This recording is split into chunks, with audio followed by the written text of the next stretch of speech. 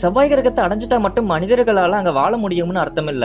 மனிதர்கள் செவ்வாய் கிரகத்துல உயிரோட இருக்கணும்னா அதுக்கு காற்று, தண்ணீர், மரங்கள்னு நிறைய விஷயம் அடக்கின சுற்றுச்சூழல் இருக்க வேண்டியது ரொம்பவே அவசியம். சோ இந்த மாதிரி சுற்றுச்சூழலை உருவாக்கணும்னா நம்ம பூமியில இருந்து நிறைய பொருட்களை செவ்வாய் கிரகத்துக்கு கொண்டு போகணும். அங்க போறதுக்கு பயண காலமும் ரொம்பவே அதிகம். அதனால நம்மளுக்கு தேவையான உணவு, தண்ணீர்னு இன்னும் பலதை எடுத்துட்டு போகணும். இந்த எல்லா பொருட்களையும் இப்ப இருக்கிற விண்கலத்துல கண்டிப்பா எடுத்துட்டு போக முடியாது. For example, the Martian film. அந்த படத்துல செவ்வாய் கிரகத்துல சிக்கின ஒரே ஒருத்தரை காப்பாத்த வெறும் 6 பேர் கொண்ட குழு போகும்.